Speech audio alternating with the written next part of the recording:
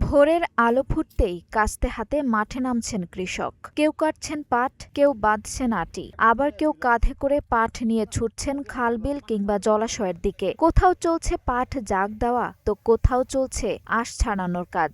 পাট ঘিরে গ্রামীণ জনপদে ফিরেছে কর্মচাঞ্চল্য। মাদারীপুরে এবার পাটের ফলন হয়েছে বাম্পার, তবে সোনালী আঁশের এই ভালো ফলনও যেন কৃষকের মুখে হাসি ফোটাতে পারছে না। কারণ উৎপাদন খরচ বাড়লেও প্রত্যাশিত দাম মিলছে না বাজারে। জেলার শিবচর, কালকিনি, রাজ্যের ডাসার ও সদর উপজেলার বিভিন্ন এলাকায় এখন ব্যস্ত সময় পার করছেন পাট চাষিরা। পরিবারের সদস্যদের পাশাপাশি দিনমজুররাও যুক্ত হয়েছেন পাট কাটার কাজে। এতে সৃষ্টি হয়েছে বাড়তি কর্মসংস্থান।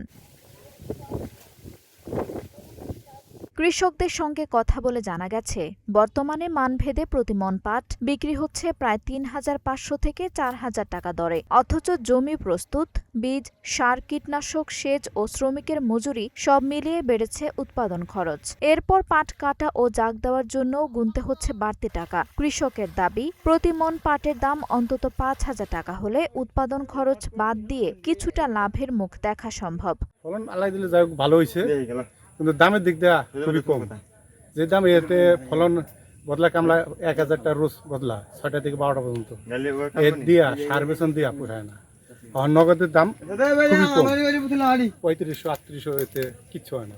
১ বিঘা ভুঁইতে প্রায় ২৫ থেকে ৩০-৩৫ হাজার টাকা খরচ, কিন্তু আমরা ৩,০০০ বা ৩,৫০০ টাকা পাটের দাম পাইলে এতে আমরা লাভবান হইতে পারি না, লসে থাকি। কৃষি সম্প্রসারণ অধিদপ্তর তথ্য বলছে, চলতি ২০২৬ থেকে ২৭ অর্থ বছরে মাদারীপুরের ৫ উপজেলায় পাট আবাদের লক্ষ্যমাত্রা ছিল ৩৬,৯২৫ হেক্টর। বিপরীতে আবাদ হয়েছে ৩৭,০৫৬ হেক্টর জমিতে, অর্থাৎ লক্ষ্যমাত্রার চেয়ে ১৩১ হেক্টর বেশি জমিতে হয়েছে পাটের আবাদ। পাটের যে বছরের দাম, পাট তেমনি আল্লাহ খুব ভালো দিছে জমিতে, কিন্তু পাটের যে দাম, এই দামে তো কৃষক বাঁচার মতো কায়দা নেই, বুঝছেন। কেশানের হলো হেভি দাম ১২০০-১৪০০ টাকা একটা কেশানের দাম, বুঝছেন।